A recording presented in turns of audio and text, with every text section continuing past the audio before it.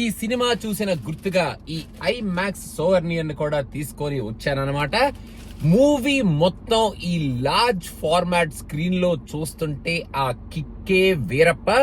ఇంకా ఒడెస్సీ లాంటి స్టోరీని మన నాలన్ ఎలా తీస్తాడా, అసలు ఈ ఎపిక్ ని ఎలా ప్రెజెంట్ చేస్తాడా ఏమిటి అన్న క్వశ్చన్లన్నిటికీ చాచి పెట్టి ఒక్క పీకినట్టు ఒక సూపర్బ్ ప్రెజెంటేషన్ మనకి నాలన్ ఈ సినిమాలో చూపించాడు. అండ్ మెయిన్ గా ఐమాక్స్ వర్షన్ ఎవరైతే చూస్తారో మీ దగ్గరలో ది రియల్ ఫార్మాట్ ఐమాక్స్ కనుక ఉంటే ఖచ్చితంగా అక్కడికి వెళ్ళండి. నా దగ్గర రియల్ ఫార్మాట్ ఐమాక్స్ అంటే the largest screen, the actual IMAX format ఒక స్క్రీన్ ఉంది. కానీ ఆ స్క్రీన్ కి టికెట్ వాడు $60 అమ్ముతున్నాడు. కాబట్టి కొన్ని రోజులు అయిన తర్వాత ఆ ఫార్మాట్ లో చూద్దాం, ఇప్పుడు నార్మల్ ఐమాక్స్ లో చూద్దాం అని చెప్పి నేను ఖచ్చితంగా ఐమాక్స్ లోనే చూశాను.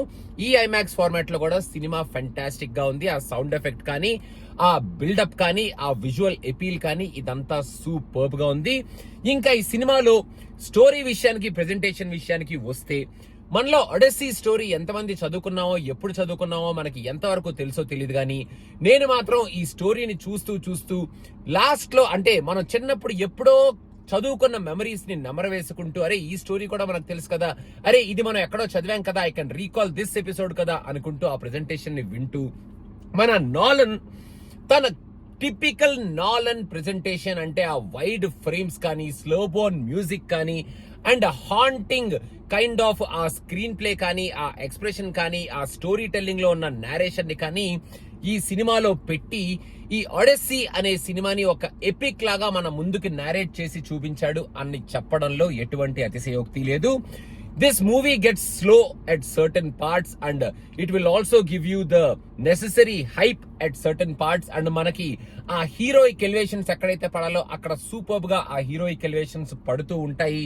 చాలా వరకు రియల్ లొకేషన్స్ లో షూట్ చేసి ఈ సినిమాని ఫస్ట్ నుంచి లాస్ట్ వరకు ఒక రియలిస్టిక్ మూవీని మనం చూస్తున్నాం కదా, విజువల్ ఎఫెక్ట్స్ అక్కడ ఎక్కడ వాడారో అన్న కైండ్ ఆఫ్ థాట్ కూడా లేకుండా ఈ ప్రెజెంటేషన్ మనం ఎంజాయ్ చేస్తున్నాం కదా అనేటట్టు నాలన్ ఈ సినిమాను మన ముందుకు తీసుకొచ్చారనమాట. మన మ్యాట్ డేమన్ కానీ, యాన్ హ్యాథ్వే కానీ, Robert Pattinson and Tom Holland వీళ్ళందరూ ఫెనామినల్ పర్ఫార్మెన్సెస్ ఇచ్చారు. అండ్ ఈ సినిమా లాస్ట్ లో ఏమిట్రా క్లైమాక్స్ ఏమిటి కొంచెం స్లో అవుతుందా అనేటప్పుడు పడింది బాబు ఒక elevation, Nolan style of elevation పిచ్చెక్కిచ్చింది అని ఖచ్చితంగా చెప్పొచ్చు. అండ్ ట్రాయ్ వార్ అయిపోయిన తర్వాత ఒడెస్సీ పర్స్పెక్టివ్ లో అసలు ఏం జరిగింది, అసలు ఒడెస్సీ ఫీలింగ్స్ ఏంటి అనే కైండ్ ఆఫ్ ఎక్స్ప్రెషన్ ని కూడా సూపర్బ్ గా ఈ సినిమాలో మనకి పెట్టి చూపించారనమాట. Each and every episode is epic అని చెప్పాలి. అండ్ మనం థియేటర్ లోంచి బయటకు వచ్చేటప్పుడు మన ఫీలింగ్ కూడా ఒక ఎపిక్ ని చూసాం కదా అన్న ఫీలింగ్ తోనే బయటకు వస్తాం.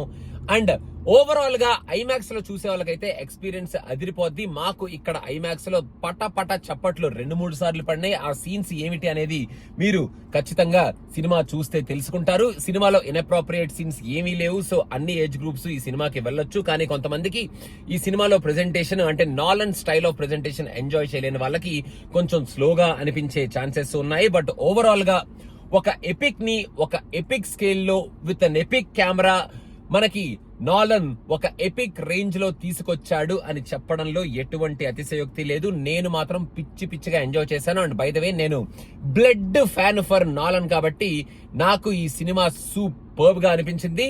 లాజిక్స్ కూడా సూపర్ గా పట్టుకున్నాడు ఈ సినిమాలో నాలన్. అండ్ ఈ సినిమాని మొత్తాన్ని మనకి ఒక ఎపిక్ ఎక్స్పీరియన్స్ ని క్రియేట్ చేసి ఆ మ్యూజిక్ తో, ఆర్టిస్ట్ పర్ఫార్మెన్సెస్ తో, ఆ స్టోరీ టెల్లింగ్ తో, యాక్చువల్ లొకేషన్స్ తో, విజువల్ ఎపిక్ తో, అండ్ ఆల్సో మనకి ఆ epic presentation with the epic కెమెరాతో అని ఖచ్చితంగా చెప్పొచ్చు. Last but not the least, Vegas పిచ్చా ఇన్స్టాగ్రామ్ పేజ్ కి ఒక ఫాలో కొట్టేయండి అండ్ సినిమా పిచ్చాకు ఒక సబ్స్క్రిప్షన్ కొట్టేయండి.